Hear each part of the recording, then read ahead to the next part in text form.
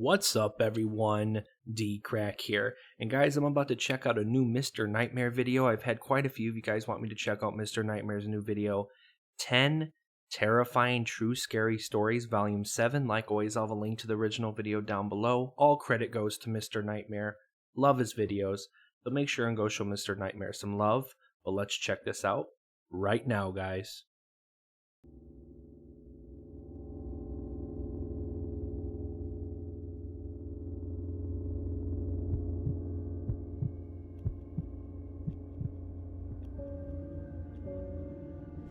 When I was 15, I had my first girlfriend. It's morning, by the way, lived in so an upper-class area, very I need my quiet coffee. and peaceful streets. My girlfriend Casey also lived 2 blocks away, so I could walk to her house almost nightly. One Thursday night during break, when I had nothing to do, I started my walk over to Casey's house. It was on the later side of the night, but I didn't really have a curfew, so it didn't matter. But pretty soon, I thought I could start hearing noises from around me. And when I say around me, I mean mostly behind me. The first time I heard it, it was the sound of a bush being shaken a bit. I only turned my head to look for a second without stopping. I just started to walk a little faster is all. When I got to the next block, I heard another noise, a twig or a small stick cracking. I stopped this time and turned around. All I saw was the empty street and the bushes that lined up along each property following to your separate ass. the sidewalks from people's properties.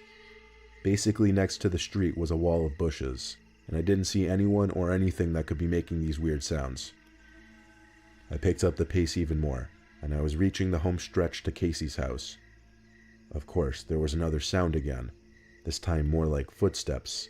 Quick, light footsteps. I turned again without stopping. Oh. No one, nothing. That's I could see freaking Casey's creepy. house now. I called, and she picked up right away. I told her how freaked out I was getting because I kept hearing noises. I walked around the bushes surrounding her driveway and stepped onto her property. I noticed her staring out her bedroom window upstairs. She waved at me as she left on the phone, and I waved back. Then she asked me, "Who's that guy right behind you?" I turned right around and saw a fully grown man crouch walking maybe 10 feet in back of me. I screamed and ran for the door and started pounding on it. The man grabbed me and tried to put me in some kind of headlock, but he let go and ran away pretty quickly. Casey's mom opened the door with a look of dismay on her face. She let me in and slammed the door shut as Casey came running over. I was out of breath and felt like my heart was beating 1,000 beats a minute. Casey's mom hugged me, asked a few questions, then called the police to warn of a dangerous man going around town. Casey's mom let me stay over that night for obvious reasons, and she drove me home the next day.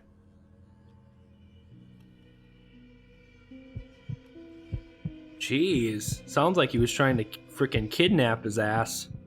It was a dangerously stormy night. Everyone in my family was doing their own thing.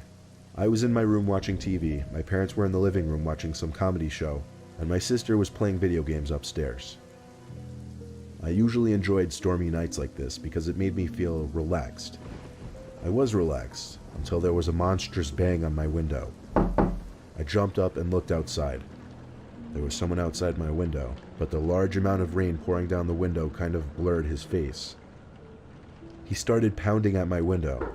It sounded like he was screaming for help.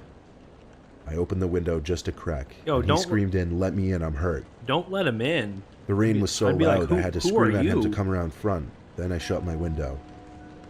I ran outside to the living room to tell my dad that some man who seems to be in distress is screaming for help outside. And then came the knocks and shouts for help outside our front door. My dad was about to open the front door, but I stopped him. I said wait, because I wasn't sure if it was a good idea.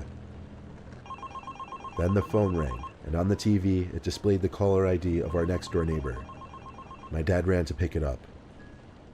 When I heard him say "no fucking way," I knew something was wrong. He hung up the phone and said stay away from the door. What? He didn't explain why. What Just happened? went to the window to peek at the front stoop. Oh, There is where he said he saw a guy crouched down, pounding on the door, holding some kind of large, sharp tool. My dad yelled through the front door at the man to go away before the cops get here. Then he actually got on the phone with the cops. Eventually the man outside gave up, and he disappeared the next time we checked.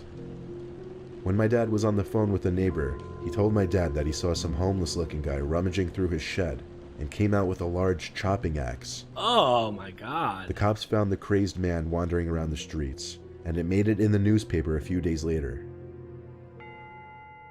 Could you imagine if they would have let him in the house? He sounds like he was mentally unstable. Could have freaking killed the whole family with an axe. My god.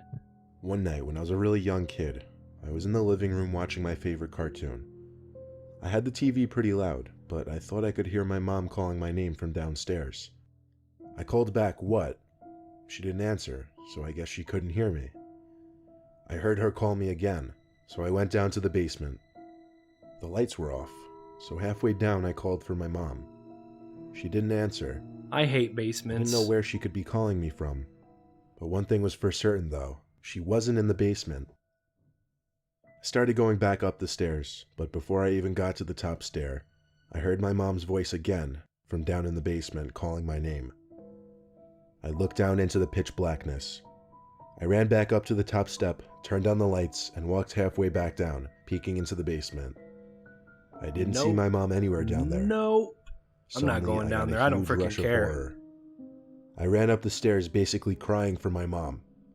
She came rushing down the stairs from upstairs, and I cried to her that something was calling me from downstairs that sounded just like her. I'm sorry, my She ass swore would to me not that she hadn't go been in the calling me. basement. Ugh.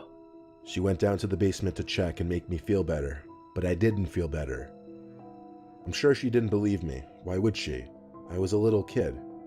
But I still know that I heard what I heard. Well, if the kid was hearing mom and it wasn't his mom, what was it? Was it something supernatural or a freaking ghost imitating the mom? My grandpa recently told Ugh. me a story. It was about a night he took his dog for a walk. He used to have a small Boston Terrier named Sherry, who he named after an old friend of his who passed away. My grandpa lives like 2 hours from us on a farm, and there's not much that goes on there. He lives with his wife Marianne, who he married like 15 years back. Every day, Marianne would take Sherry for a walk in the morning, and my grandpa would take her for a walk in the evening. On a regular walk during sunset, my grandpa was walking Sherry down the usual dirt path that ran along the woods next to their property. My grandpa passed by another person on the trail who Sherry instinctively barked and pulled towards like most dogs do when they see strangers. My grandpa said hello to the stranger, who had a large hood up, but the stranger just walked past without even batting an eye. Something's So off. he and the dog kept Something's walking. off with that person, I can tell you Sherry that. kept looking back every so often and barking, however. My grandpa would tell him to shush and yank at the leash to keep him walking. Eventually, my grandpa would turn around to look at what Sherry could be barking at. The stranger who passed him by a few minutes earlier was stalking him from behind a tree in the near distance. My grandpa decided to pick up the pace as fast as possible. At his old age, he always carries pepper spray in his big coat pocket just in case. He was Smart getting closer man. to the house. Smart when man to have suddenly pepper he heard spray. clicks from the leaves on the ground inches behind him. But before he could turn, he felt the warmth of a glove cover his mouth and nose, preventing him from screaming or breathing. My grandpa says he could hear Sherry barking and biting at the stranger, which might have helped in loosening the man's grip a little. My grandpa says he struggled to grab the pepper spray out from his pocket, but when he did, he sprayed it at least 10 times and continued spraying it even after the man who was holding him let go and started to scream. Oh. My grandpa came as close That's as what he you could get, to a run idiot. to escape That's back what to you his get. house. He was perfectly okay. Did they catch the guy? Was he trying to rob him? Was he trying to kill him? I feel like some of these stories don't let you know what happened, which kind of sucks. But I grew up in California for the first 14 years of my life. Our neighborhood wasn't the best, namely because it was an area that the Crips were known to reside in. If you don't know, the Crips are members of one of the biggest Los Angeles street gangs.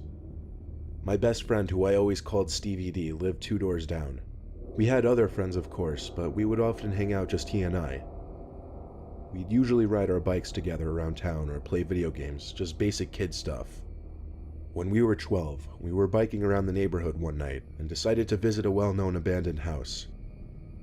It had been uninhabited for many years because no one would buy it for whatever reason. When we pulled I'm just going to say right now, a neighborhood known to have gang violence and gangs, plus an abandoned building, those two things are not going to equal anything good.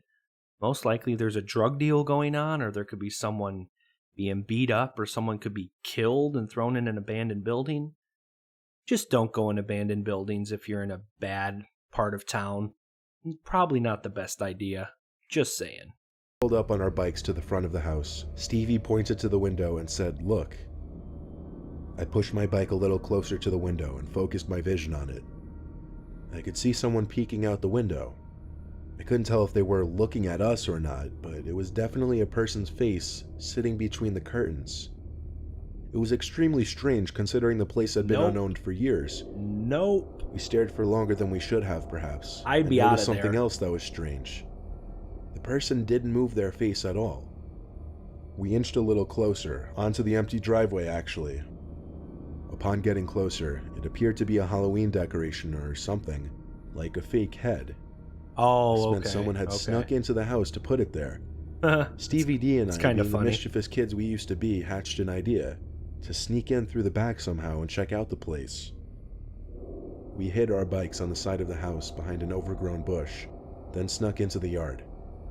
To our surprise, the back door was already unlocked, but when we came to think of it, it wasn't that surprising considering it seemed someone had already broken in to put that fake head there. We stepped into the house, but we didn't want to turn the lights on and expose the fact that we were in the house. It was dark in there, but not pitch black, so we could make our way through the house. We got to the living room first because we wanted to check out that fake head thing at the window. It smelled really bad in that room though. I picked up the head from the windowsill and immediately dropped it and screamed. Is there a dead body in there? Not because it was surprisingly heavy, but because it also felt like real skin. I saw a dark liquid pouring out from the bottom of the head that was now on the floor. It was blood. Oh my god. It was a real human head. Oh my god. There were 2 cracks in the ceiling above us. Stevie and I looked at each other with our mouths hanging open. We ran for the back door and got back on our bikes to get the hell out of there. Anyone in our immediate area learned pretty soon that the head belonged to a victim of the Crips, who apparently placed the head there as some kind of message. I told you. I don't think anyone knew the full story, but there was a good chance whoever placed that head there was still in the house, because Stevie and I both heard cracks in the ceiling above us, as if someone was coming downstairs. Oh my... I told you, gang violence. They probably killed someone, and I don't know where the body was, but there was a frickin' head. That's even creepier. Last year, a guy came to my house's door around 9 p.m. He knocked on the door, so I got my mom, and she went out to see who it was. By the way, we live in a rural area, so visits that late are extremely uncommon and strange. The guy talked to my mom about how he was opening a business, asked whether she liked American-made products, then handed her a Clorox container as a sample. He went back to his minivan and opened it to get a quote-unquote vacuum cleaner when my mom saw 5 other men sitting inside. What? 5 other men? She told me to run and get my phone since we don't have a landline. I couldn't find it, so I got my knife and stood around the corner. Really suspect. She threw the container outside and told them to get the hell off her property, as well as that she was calling the cops. They peeled out of the driveway, and we never saw the car again. 5 other men in the van? They were looking to rob the place or kidnap them, or only God knows what they wanted to do to them. I've always been an extreme sports person ever since I was little. Mountain climbing, parasailing, scuba diving, though I've always been an avid skier. I'd go upstate skiing at least 10 times a season, sometimes with friends, sometimes alone. My friend, who I'll call Q, agreed to come upstate and go camping with me so we could do some backcountry skiing, which is basically skiing in the backcountry on unmarked or unpatrolled areas outside of a ski resort's boundaries. It was a 3-hour drive, then a decent amount of off-roading to get to where the hills were. I parked my truck at the bottom of a decent-looking area full of hills, but I also stopped there because I couldn't really drive out much further given that there were too many trees. Q and I then proceeded to unload the back of my truck of all our stuff, including ski gear and camping equipment. Then we hiked about a quarter mile, which was an incredible amount of work with all the stuff we were carrying. We found a perfect place to set up camp, right near the bottom of an uphill, and in a bit of a clearing between the trees. Setting up the tent and unloading our sleeping bags and equipment and such was first priority. When all of that was done, we started our hike up the hill to scout the area. We did a decent amount of hiking, but we also got a lot of skiing in. At one point, Q and I lost each other while skiing down a bigger hill. I assumed I'd meet him at the bottom, or just find him eventually. I checked the walkie-talkie just to see if he'd answer, but he didn't, which meant he was probably still going downhill. At some point while I was walking with my skis at the bottom of the hill, I ran into someone, another skier. I have a He bad sounded very feeling friendly under a ski mask, asking me something where the best hills are and bad's if we were gonna camping happen. and such. He had his skis strapped to his orange backpack. I pointed to the hill I just skied down and also pointed in the direction we set up camp. He said he and his wife were trying to find a good place to set up camp near other people and asked if I could lead him to my campsite. As much as I really didn't want to trek all the way back there, I felt I had to be a good Samaritan and help this man and his wife. Oh my god. This I pulled guy's out my lying. walkie again, He's and lying said into to the you. speaker to Q that I was going back to the campsite for a bit. I started to lead the man who was behind me, when suddenly I started getting some static from another end on the walkie. It seemed someone, probably Q, was trying to talk to me, but the connection was shit. Nothing I could do about that except for come back to this hill afterwards. It took a decent amount of hiking and small talk with the man before we reached the campsite. I turned around to him and smiled under my ski mask, which I realized instantly was pointless. He sounded very thankful for he and his wife. Then I finally asked him, "Where is your wife?" They're probably going to try to rob He didn't answer. you or something. He started This to is walk closer to me. freaking weird. At first I thought nothing of it. Probably a freaking But for some pedophile reason, or something. Something about his skis and backpack just struck me. They belonged to Q. For a split second I thought, is this Q? Is he pranking me? But it wasn't possible. The voice was too different from Q. The man was a few mere feet away from me at this point, and he was picking up the pace to a more intimidating approach. Did this guy rob his I friend panicked or and jumped into what the the tent hell? to dig for my flare gun in my bag.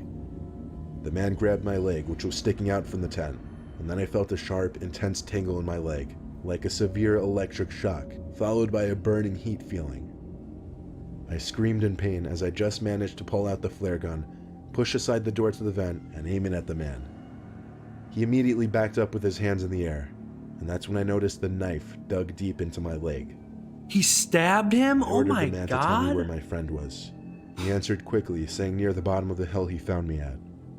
I told the man to stand still while I What? called 911 to request an immediate rescue. But the man took off quite easily while I was on the phone. There wasn't much I could do with one single flare gun shot. I felt like I was waiting there in the cold with my bleeding leg forever, until finally the reassuring sound of a rescue Oh my helicopter swooped God. overhead, and I shot my flare gun. I cannot believe I was actually picked up by a helicopter, in which I helped locate my friend laying in the snow in the middle of the hill. He was unconscious, and he had also been stabbed twice in the leg, then robbed. Oh my He tried god. talking to me through the walkie-talkie while he was losing consciousness, but the connection was bad. We both went to the hospital, but we're fine today. They're both lucky that the guy must have missed the main artery in their legs. If they would have hit the artery, they probably would have bled out in the snow there. They're I lived lucky. in a small college town, and my Really apartment lucky. complex was walking distance from the bar/downtown area. One weekday night, I stepped out on our front porch to smoke a cigarette or two. I was up late studying. I brought my textbook with me and laid down on the stairs while I smoked. A girl who I had never met before, but who lived one apartment over on the ground floor, came home from downtown. She was by herself, and you could tell from her walk she had been drinking. She got in her apartment and barely got the door closed before some guy, who came out of nowhere, knocked on her door. She opened, and I noticed he introduced himself, which was weird because it was like 2:30 in the morning. Who comes to a random girl's apartment at that time? Is she a So I prostitute? decided to stay maybe? outside and pay attention. Ugh. They ended up talking for over 10 minutes. She later acknowledged how weird the situation was, but did not know how to end the conversation. He would do the creepiest things, like he reached up and stroked her hair at least 3 times, and he would try to slowly inch his way closer to her in the door. Yeah, that's weird. I made a That's point weird. of being loud with my textbook so he would know I was there, and he disappeared as eerily as he came. We called the cops, and days later they had the girl and I sit with a sketch artist. As soon as the sketch was made public, floods of calls came in. The guy turned out to be a serial rapist who followed lone girls home from bars and pretended to be a cab offering them a ride. That's like freaking This Ted girl Bundy just got right lucky there. because Oh she my lived so close to the god. bars, he didn't get a chance to pull the cab routine. Ugh. That's scary, because that... Yeah, just like it says, true scary. That's really scary, like freaking Ted Bundy. I've only used Craigslist once in my life. He's a serial killer. And the one time I used it, I got a very sour taste in my mouth. Here's why. The guy posted an ad for a ping pong table that I wanted to buy for my roommate and I. We set up a time for me to come pick it up that night. I had to remove the back seats from my truck so that I'd be able to fit the thing. I pulled up in front of the dude's house and texted him saying I'm here. I saw the door open, so I got out from my truck and did a quick speed walk to his front door to greet him. I went for the handshake, but I don't think he saw my arm, so after a few awkward seconds I put my hand back down. He said in his deep smoker's voice to follow him to the basement. The whole house had a certain distinct smell to it. Oh. Not exactly a bad or concerning smell, just a cottony I'm sorry, I'm going to say this right now. If I went to someone's house for Craigslist, they better have the item outside or in their garage. My ass would not be going in some random stranger's basement. Heck no. smoky kind of smell. We got to the basement, and there was the ping pong table, right smack in the middle of the room. Suddenly he said, "Oh shoot, I gotta find the paddles." So he ran back up the stairs and told me to wait right there. I waited for a while down there, assuming he misplaced the paddles and was having a hard time finding them. He's probably going to get a gun or something. I started to snoop around his basement a little bit, be weird. looking at his pictures and such. It was weird. He had framed pictures sitting on furniture, but they were all pictures of just him, no family members. There was one where he was at least with a dog, but that was pretty much it. I'd say 10 minutes went by and I was still stuck waiting down there, so I started to get even more snoopy. There was a back laundry/storage room in his basement that I started to observe for some reason. There was a drawer to his utility desk that was hanging half open. I pulled it fully open, and it revealed old Polaroid pictures. But these pictures were horrific and disturbing. They were all pictures taken of some girl who was tied to a chair and her mouth covered with tape. There were also yellow folders stacked in a row next to the photos. He's like a They freaking were serial labeled A killer. to Z. Oh my god. I didn't have it in me to open the folders and see what were inside. I took out my phone to take pictures of the contents of the drawer and planned to send it to my friends immediately, but I didn't have any service down there. It was definitely time to go. I ran back to the door at the top of the stairs, but my nightmare only became worse finding out the door was locked. As soon as I tried the doorknob, though, I heard the deep, raspy voice of the man on the other side of the door. He was apologizing, saying the door was accidentally locked and he would go look for the key real quick. Oh, I'm so sure. I didn't say a word in response. Dude, I get out of examined the there. keyhole closely, Get ran back out down of the there, stairs to bro. the man's utility desk, grabbed 3 screwdrivers of varying sizes, and tried each one in the keyhole for the door. The smallest screwdriver managed to fit in the rectangular-shaped keyhole, allowing me to turn it just enough to unlock and open the door. I didn't stop and look around. I simply ran out the door into my car. I didn't look back at the house. I simply drove to the nearest police station, showed them the pictures, gave them the address, told them where to find the photos, and that was enough for them to start their investigation. Oh my A god. few days later, I got all the information.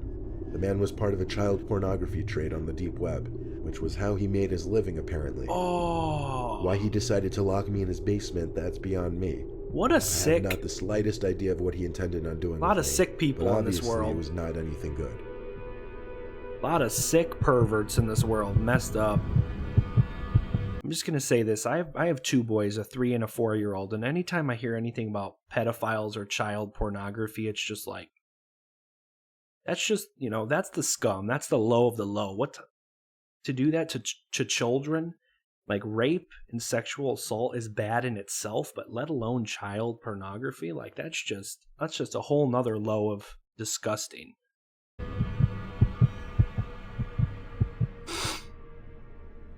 I used to babysit in my teenage years. When I was 14, I babysat for a 6-year-old boy named Cody once. His parents left me with few instructions other than to order a pizza for dinner and not let him go in their room.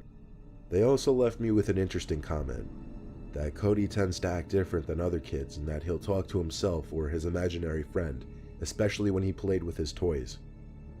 So, it was midday, pouring outside. That's I not was creepy watching at some all. old Wipeout show that used to be on TV in the early 2000s.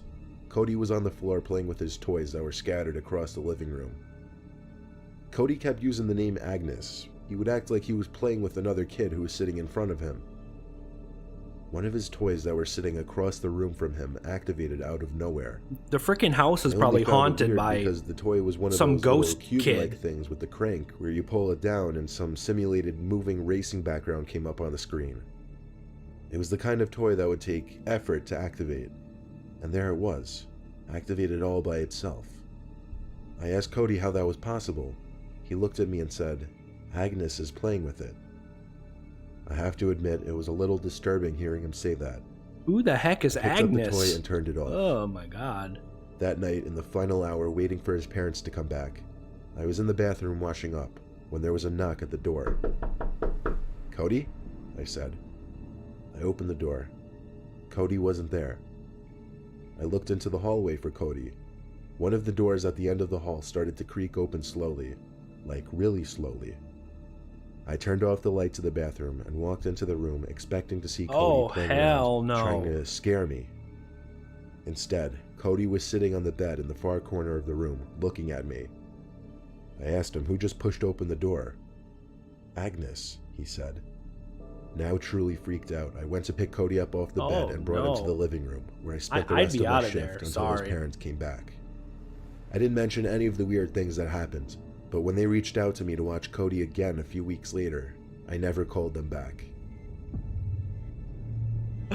Oh my gosh, I probably wouldn't. That night in the final... I wouldn't frickin' call him back either. Heck to the no. Alright guys, that was 10 Terrifying True Scary Stories, Volume 7 by Mr. Nightmare. Like I said, go show Mr. Nightmare some love. I'll have links to the original video down below. I hope you guys enjoyed this reaction. Make sure and leave a like. Subscribe to my channel if you're new. If you like my reactions, leave a comment down below. If you guys want me to do some more scary reactions, just let me know, guys.